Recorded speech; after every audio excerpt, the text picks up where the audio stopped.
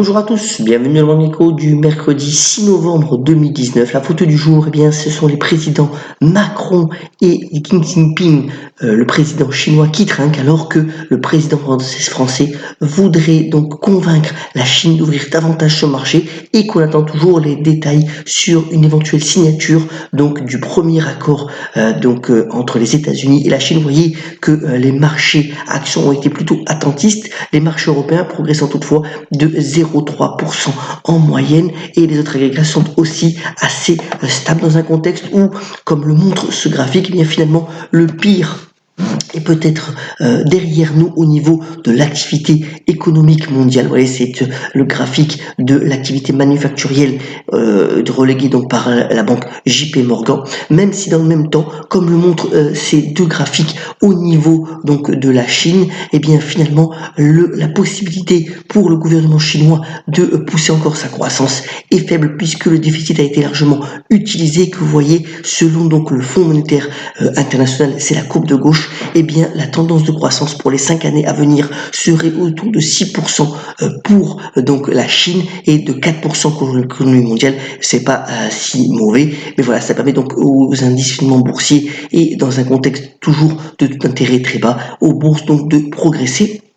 Alors que le dollar reste toujours la monnaie la plus utilisée tant par en tant que monnaie de réserve que pour l'utilisation au niveau donc des transactions. Vous voyez ici, c'est le dollar index, donc un panier de devises contre le dollar. On voit qu'on est quand même plus proche des plus hauts donc de ces 5 dernières années, et qu'au niveau donc des réserves de change, l'hégémonie du dollar n'est pas contestable pour le moment. Autre point aussi au niveau donc du pétrole, on a eu le rapport annuel de l'OPEP, l'organisation donc des pays producteurs de pétrole. Vous voyez que finalement l'OPEP reconnaît que la demande de ces produits va baisser de 7%, alors que dans le même temps le pétrole de schiste, donc le pétrole américain, va continuer d'augmenter au niveau donc de sa production, et ce niveau donc des $60 qui est un peu un niveau d'équilibre depuis maintenant plusieurs mois ne permet pas à certains pays d'équilibrer leur budget des pays producteurs, même si pour l'Arabie Saoudite c'est un prix finalement qui lui convient vu les résultats énormes qui ont été publiés par Aramco. Alors 100 aéroports sur 5 à 10 ans, c'est le projet donc du gouvernement Modi donc dans les infrastructures donc aéroportuaires, mais aussi dans les routes. L'objectif d'ici 2025, c'est aussi de créer 1000 routes à travers le pays. Donc voilà, le gouvernement Modi veut relancer sa croissance qui est de 7%, mais qui est quand même au plus bas depuis maintenant quelques années. Eh bien, il n'y a pas plus que relancer un programme d'infrastructure majeure pour pouvoir le faire. Quand même 100 aéroports sur 10 ans, c'est assez considérable pour le noter. Venons en bref, actualité aussi importante. D'abord, dans la nuit, eh bien Xerox, le fabricant donc d'imprimantes, veut peut-être mettre la main donc sur HP. Alors HP, c'est une des divisions de l'ancienne Hewlett Packard consacrée aussi aux imprimantes. Ce serait une transaction donc à plus de 27 milliards de dollars, avec des synergies estimées à 2 milliards de dollars dès les premières années. C'est soutenu bien entendu par le financier derrière, Carl Icahn, qui possède 10% de Xerox, et on verra si cette transaction peut aboutir. Pour le moment, ce sont donc des discussions, mais qui sont bien avancées.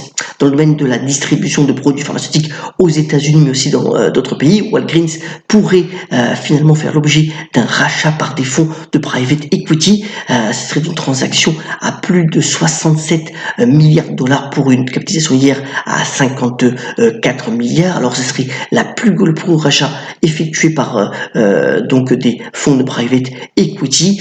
C'est pour sortir de la bourse. Vous voyez que finalement la courbe de Walgreens a été décevante sur 5 ans. L'action a perdu 8%, et donc ce serait quand même une opération majeure et d'envergure donc pour ce distributeur de produits pharmaceutiques présent dans 11 pays, mais surtout aux États-Unis. Alors, on aura les résultats dans le domaine financier aujourd'hui, ce matin. D'abord, Wirecard, qui est une des grandes fintech donc dans les paiements nouvelle manière, et qui a d'ailleurs racheté hier une boîte chinoise pour 109 millions de dollars. Mais cette boîte Wirecard a fait l'objet de rapports assez acerbes de la part du Financial Times. Vous voyez que l'action est en baisse encore de 6% depuis le début de l'année. Eh bien, vous publiez donc le résultat. On verra s'il donne des détails détails au niveau donc de ces contestations comptables faites par le grand journal donc anglais. Et puis la Société Générale qui a quand même un rendement sur dividende de l'ordre de 8% et qui se paye peu cher, va aussi publier ses résultats. On n'entend pas des miracles, on pense qu'il va y avoir encore des restructurations à venir pour la troisième banque française, mais il sera intéressant donc de regarder les résultats, puisque vous voyez que récemment, eh bien, il y a un peu plus d'intérêt sur les valeurs bancaires. C'était aussi le cas pour la BNP et pour le Crédit Agricole, mais dans l'ensemble pour donc les banques européennes. On verra si ce mouvement s'avère à la publication des résultats. Résultat aussi, alors dans le domaine donc de tout ce qui est rencontre via internet en ligne, hier soir Match Group qui possède Match, qui possède Tinder donc mais aussi Mythic, eh bien a publié ses résultats. C'est beaucoup moins bien que prévu. L'action là qui baissait de 3% à la clôture perdait encore 15% après la clôture.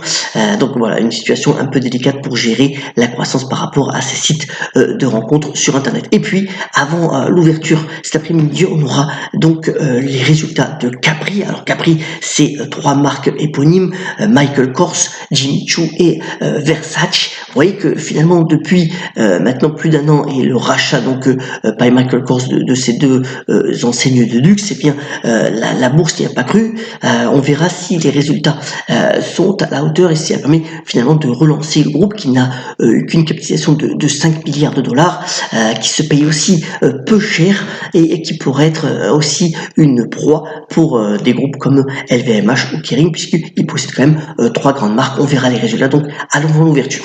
Alors ça pourrait être l'objet donc préféré pour les enfants, c'est Winky, donc le robot éducatif. Alors apparemment la demande en précommande de ce robot éducatif permet d'apprendre beaucoup de choses aux enfants, et bien est très forte, et donc la société, donc c'est un robot de fabrication française, va augmenter ses cadences de production pour faire face à la demande donc de ce robot qui apparemment fait grand bruit dans la presse et pour les fêtes de fin d'année.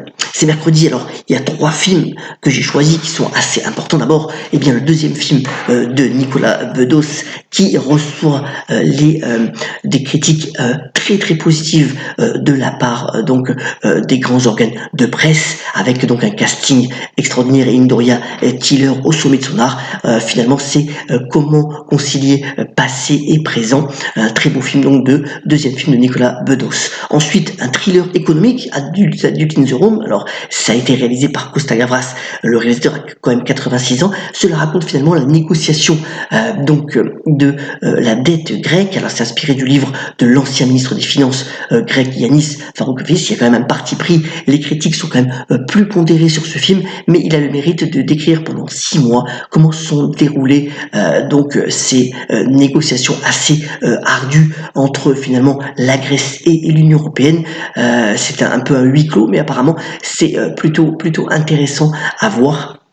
Et puis ce documentaire donc fait par le grand réalisateur Ron Howard sur le ténor Pavarotti. Là c'est véritablement encensé par la critique, et c'est revivre un petit peu le grand moment de ce chanteur magique.